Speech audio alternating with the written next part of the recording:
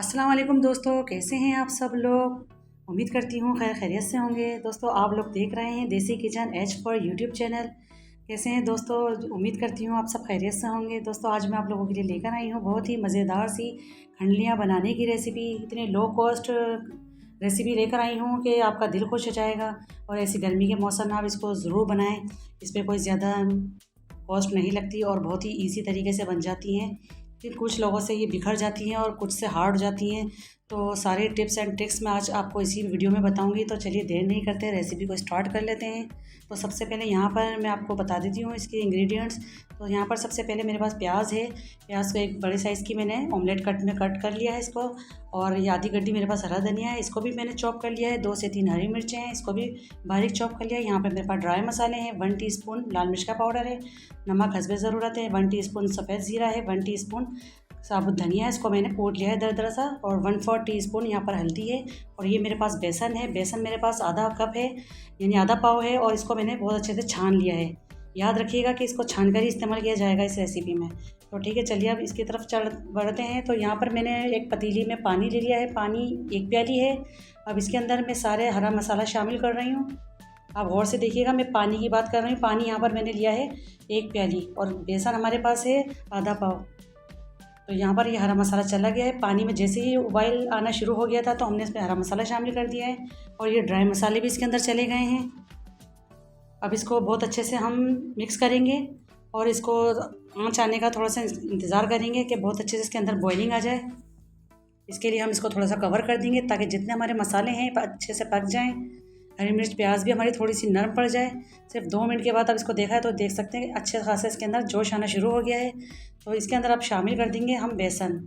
अच्छा, यहाँ पर हमें थोड़ी सी फुर्ती दिखानी पड़ेगी। जैसे ही हम बेसन डालेंगे तो हमें बहुत तेज़ी के साथ हमें चमचे को चलाना है, क्योंकि अगर हम थोड़ा सा सुस्ती करेंगे तो इस पर लम्स पड़ सकते हैं और वो कभी भी फिर नहीं मिट सकते। इस तरह से हमें चमचे को तेज़ी से चलाना है। और पतीली लेने का मकसद भी यही कि गोल होती है और इससे बहुत अच्छे से मैश भी हो जाता है। गोल चम्मच का इस्तेमाल करें आप भी इस तरह से। और इसको हिलाते जाएं। मीडियम टू लो आँच रखी है मैंने, ताकि कोई कच्चापन ना रहे और बहुत अच्छे से हमारा बेसन पकता रहे। बीच में हम इसको चखेंगे भी कि इसमें कच्चापन ना रहे। बस हम इसको प्रॉपर चलाते रहेंगे चम्मच को, वरना इसमें लम्स पड़ सकते हैं। वरना फिर अगर आप देर करते हैं हिलाने में तो लम्स आपके कभी भी ख़त्म नहीं होंगे। लाक आप इसको इस तरह से हिलाते रहें। फिर बस इसकी यही कोशिश करें कि आप इसको बराबर इसको चम्मच चलाते रहें और बिल्कुल लो आंच के ऊपर हम इसको पकाएंगे। बहुत अच्छे से इसको कुक करेंगे। नमक मिर्च आप इसी स्टेज पर चख सकते हैं। और किसी भी स्टेज पर आपको लगे कि हार्ड हो गया, आपसे चम्मच नहीं चल रहा, तो यहाँ पर आप पानी का छींटा मार सकते हैं। वरना जितना हमने पानी लिया था इस क्वांटिटी में बिल्कुल परफेक्ट था, वो बहुत अच्छे से हमारा पक गया है। अब इसमें आप थाल लें या कोई सी ट्रे लें या जो भी बर्तन हो, स्ट्रेट बर्तन लीजिएगा और उसको आप ऑयल से ग्रीस कर लीजिएगा जिस पे आपको जमानी हो ये। तो मैंने एक थाल ले लिया है और उसको ऑयल से मैंने ग्रीस कर लिया है इस तरह से। अब यहाँ पर जितना भी बैटर हमने पकाया है वो फटाफट से हम इसके अंदर शामिल कर देंगे। ये काम हमें बहुत जल्दी में करना है क्योंकि हमें गरम गरम ही जमानी है ये। यहाँ पर बिल्कुल भी सुस्ती नहीं दिखानी। अब इस तरह से हम इसको फैलाते रहेंगे। अगर आपके हाथ पे लगे कि बहुत ज़्यादा गर्म है तो आप पानी का हाथ करके और इसको इस तरह से जमा सकते हैं। आज आपको हाथ मेरे नज़र नहीं आ रहे होंगे तो ये यकीनन आप बिल्कुल सही सोच रहे हैं, क्योंकि आज मेरी अम्मी जान के हाथ ही आज अम्मी मेरे पास आई हुई थी तो उन्होंने कहा बेटा मैं आज आपकी हेल्प करा देती थी, चलो। तो आज अम्मी जान के हाथ नज़र आ रहे हैं आप लोगों को। तो इस तरह से हमने इसको बिल्कुल फैला दिया ही, देख सकते हैं।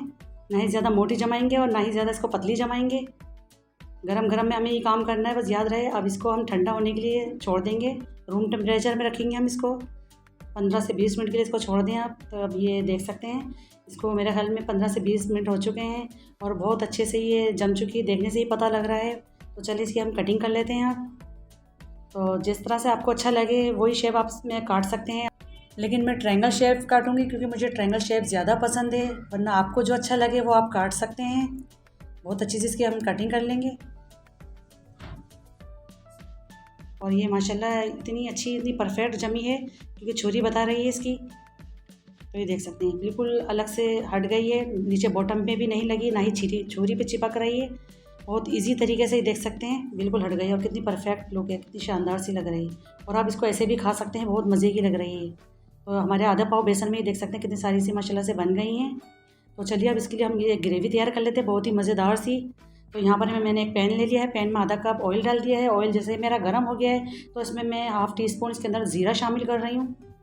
ज़ीरे का थोड़ा सा बघार दिया है मैंने, बघार जैसे ही हो गया उसके अंदर तो मैं इसके अंदर शामिल कर रही हूँ 1 टीस्पून अदरक लहसुन का पेस्ट, और इसको भी मैं बहुत अच्छे से फ्राई करूँगी ताकि इसका कच्चापन दूर हो जाए। कच्चापन दूर हो गया इसका, तो मैं इसके अंदर मैंने 2 अदद प्याज ली थी और एक छोटा टमाटर था, उसको मैंने ब्लेंडर में ब्लेंड कर लिया है, प्योरी बना ली है मैंने प्याज की। तो ये शामिल कर दिया मैंने इसके अंदर। तो ये देख सकते हैं इसकी मैं बहुत अच्छे से अब बुनाई करूँगी। साथ ही में मैं इसके अब बुनाई करते करते इसके साथ ड्राई मसाले भी शामिल कर दूँगी। तो ये देख सकते हैं 1 टीस्पून इसके अंदर लाल मिर्च का पाउडर शामिल कर रही हूँ, 1/4 टीस्पून हल्दी पाउडर, नमक हस्बे ज़रूरत, पिसा हुआ धनिया 1 टीस्पून। बस इसको अब मैं बहुत अच्छे से भूनूंगी कि जब तक कि इसका ऑयल सेपरेट नहीं हो जाता, तेल मसाले से अलग नहीं हो जाता, तब तक हम इसको भूनते रहेंगे। बहुत अच्छे से हमें प्याज और टमाटर को फ्राई करना है। देख सकते हैं ऑयल सरफेस पर आना शुरू हो रहा है। तो जैसे ही ऑयल इसका निकलना शुरू हो जाएगा, इसकी भुनाई हो गई, तो यहाँ पर मैं आधा पाव दही शामिल कर दूँगी, 1 प्याली। इसको मैंने बहुत अच्छे से फेंट लिया था। अब इसको भी मैं बहुत अच्छे से भूनूंगी, दही का पानी खुश्क करूँगी जब तक कि दानेदार इसकी फॉर्म नहीं आ जाती। इसको हम भूनते रहेंगे। बहुत मज़ेदार सा इसका शोरबा बनकर तैयार होगा, आप देखिएगा। और बहुत ही ज़बरदस्त रेसिपी है ये। अमूमन सबके घरों में बेसन मौजूद होता है, तो आप इसी से ही बना लें।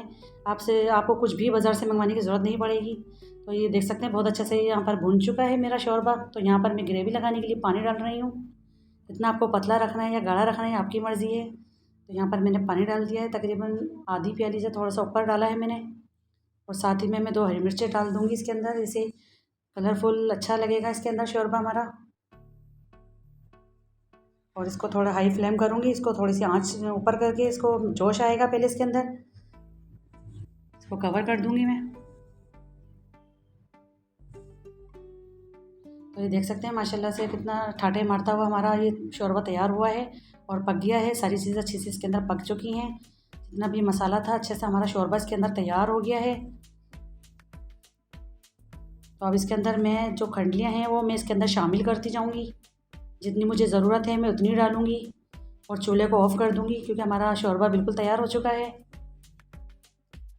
बहुत ही मज़ेदार सा ये दिन का खाना बनाया है मैंने आज, और बहुत ही पसंद किया गया था। आप भी इसको ज़रूर बनाइएगा मेरे तरीके से। कोई मुश्किल नहीं होती है। अगर आप ये सोचें कि इसके अंदर कोई घुल जाती है शोरबे पर जाने के बाद, तो आप इसकी बस पकाई अच्छी करें। बेसन को जब आप पकाते हैं बिल्कुल नॉर्मल आंच में पकाया करें। तो इस तरह से देखिए मैंने गार्निश कर दी हरा धनिया के साथ। इतनी खूबसूरत से हमारी खंडियाँ लग रही हैं बनकर, और ऐसा नहीं कि शोरबे में जाने के बाद घुल गई हों, ऐसी बात बिल्कुल भी नहीं है। और इतनी परफेक्ट लुक के साथ देखें तैयार हुई है, और साफ वाज़ेह नज़र भी आ रही हैं। बहुत ही मज़ेदार सी हमारी खंडियाँ बनकर तैयार हुई थी। तो आप भी इसको ज़रूर बनाइएगा। और इतनी लो कॉस्ट आपको मैंने आज ये रेसिपी दी है, ज़रूर ट्राई कीजिएगा, उसका फ़ीडबैक मुझे दीजिएगा। तो ये थी आज की हमारी रेसिपी। रेसिपी अच्छी लगी तो प्लीज़ लाइक करिए, शेयर करिए और सब्सक्राइब भी करिए, और दुआओं में याद रखिए। और मुझे दीजिए इजाज़त। अल्लाह हाफ़िज़।